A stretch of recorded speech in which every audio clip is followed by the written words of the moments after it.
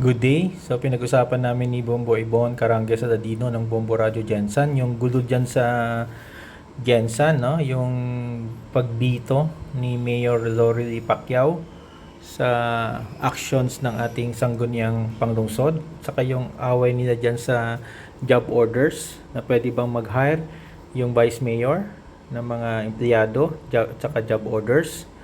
So pakinggan natin yung interview. Tanan sa lokal, ining pag veto sa ato ang mayor, may kalabutan ni atong pondo para sa mga job orders o pag-hire sa mga job orders sa mga wala pa nakasabot, attorney, in layman's term, unsa ginatawag nga pag-veto, attorney? No, kaning giningon nga kaning katungod no sa atong mayor nga i-veto no ang usa ka ordinance, usa ni siya ka murag pribilehiyo sa atong mayor, di niya pirmahan. Okay. Di siya mahimong balaod, di mahimong effective ang usa ka ordinansa. No, kaya ang isa ka ordinansa mahimo ni siyang effective bumbuybon after nga napasa sa atong SP pagkatapos gipirmahan sa atong mayor. So kung di mo pirma atong mayor, di siya mo pirma o di ba mingon siya ako nang i-veto no di ako ni suportahan na. Okay. Iyan ang katungod bumbuybon, iyan lang state ang iyang reasons pod nganong i-veto niya ang particular ordinance.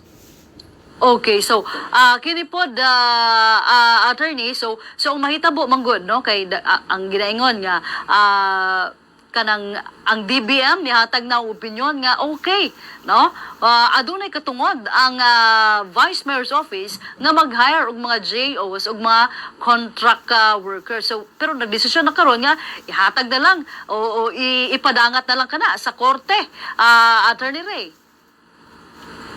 Well, ang ilang gubot din na bumbuybon, ang ilang atong tan-aw man no bumbuybon no.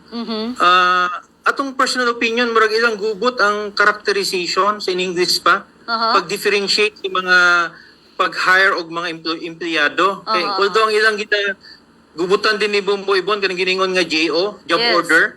No, kani mga job order man gud considered nga dinhi siya empleyado Yes. sa atong LGU. Mo tawag sila job order no. Based sa definition sa balao, di sila mo serbisyo og more than 6 months. So kung hindi sila empleyado bumbuybon, moagi yun nagkanang giningon nga kontrata. Okay. No? So napoy mga empleyado bumbuybon diya sa office sa atong Vice Mayor, di ba sa SP, no nga mga plantilya nga gikan sa pondo sa atong SP. Nga kana siya na ikatungod ang atong Vice Mayor nga iyang i-hire. Okay. No, mo nang naunod sa katong opinion sa DBM bumbuybon nga kaning plantilla positions, mga casual employees na pagkatapos gikan ang pondo sa SP, dili gikan sa pondo sa syudad, kana murag sa atong local government code na ikatungod ang atong vice mayor nga Okay. i-hire. Pero ang punto ko diri sa atong mayor bumbuybon, kaning mga JO manggod, dili ni sila mga plantilla positions. Yes. Job orders ni sila bumbuybon, no? Dili sila empleyado sa syudad. So tungod kay job order sila, no, kanang pag-enter og kontrata sa syudad, no, sa masking kinsa nga tawo bumbuybon, no, consultant ba na siya, mga construction nga mga kontrata, o di ba kaning pag-hire og kaning mga personal services nga ginatawag nilang job order. No, akong personal opinion na bumbuybon ang atong mayor. Okay. Ang atong mayor ang mukuan mo pirma na kay kontrata man na siya sa syudad. Okay. Pero ang kontrata na tungod kay kontrata na sa syudad Bumbuybon kinahanglan aprubahan po na sa SP. Okay, okay. Mo nang murag nayagaw din na Bumbuybon ba kay kabalo man ta sa atong syudad ang SP lahi ang party, ang mayor lahi po. Mao lagi. So ang atong vice mayor diha sa yang kapartido diha sa SP. So nigos ang checks and balances din no mo ni mahitabo sa kaning usa ka locality Bumbuybon nga lahi ang political parties. Mao. Maskin moingon ta ang mayor na ikatungod nga mo hire no kanang giningon nga JO kay tungod di man empleyado sa syudad ato pug tan-awon Bumbuybon nga kanang katungod sa mayor nga mo hire subject na sa approval sa atong SP.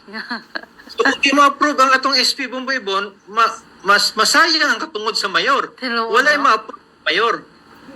No, so tan-awon na ato na sa totality sa kanang picture ba nga di lang pud ang moingon tag ang mayor ang may katungod nga mo kuan mo hire no, tungod kay ang katawhan murag magubutan sa ilang debate Bomboy Bon Swerte kaysa gubutan. tinuod lang ang SP ang naikatungod pud mo approve, Tinuod. no, sa power sa mayor nga mo proceed og hire. So kung walay authorization sa SP Bomboy Bon, wa po'y katungod ang atong mayor to hire kaning JO. Oo.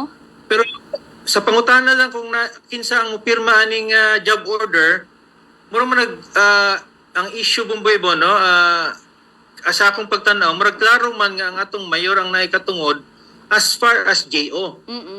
No, JO is concerned, no, akong personal opinion, as long as maski nakabutang man na sa opisina sa atong SP, o di ba sa opisina sa atong vice mayor, as long as ang gihar nga tao usa ka job order. Okay. Pero kung ang gihar Bomboy Bon dili job order, no, ang gihar na casual nga employee o regular employee, nga ang pondo gikan sa atong SP ang may katungod ana atong vice mayor. Klaro man na sa atong local government code. No, so Yes, ang yes. tubag sa pangutana kay murag ang nagbukas man gud karon Bomboy Bon, murag gihalo ning empleyado nga regular, casual o GO. No, so Yun. debate nila.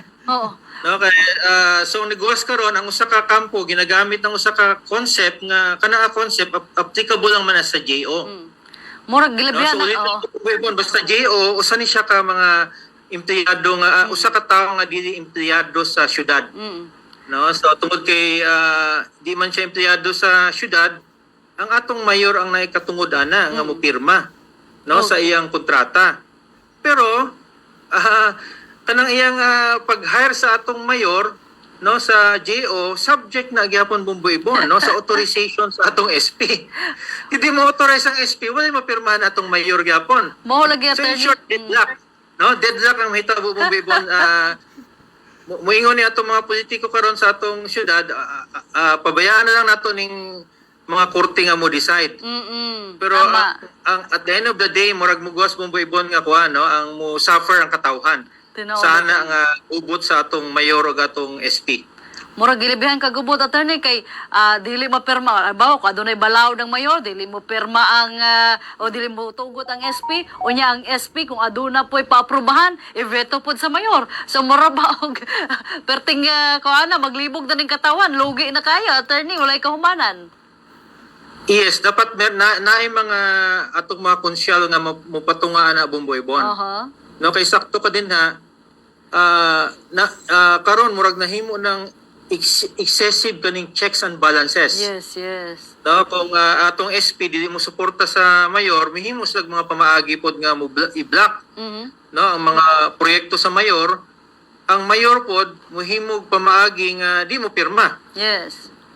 Di mo pirma sa mga ordinansa sa SP. So unsa mang remedyo sa atong SP, murag nadunggan nato Bomboy Bon, ilang i-override. Yes.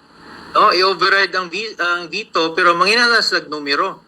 Nga ilang i-override ang kanang veto, no, sa atong mayor. Ang bottom line, ang katawhan na mag-suffer, no, sa aning aaway sa atong mga politiko. So ang kuan lang gyud sa putana na attorney ipa sa korte na lang kining maong hisgutanan. Well, kung mo tanaw, last remedy dapat sa korte Bomboy Bon eh.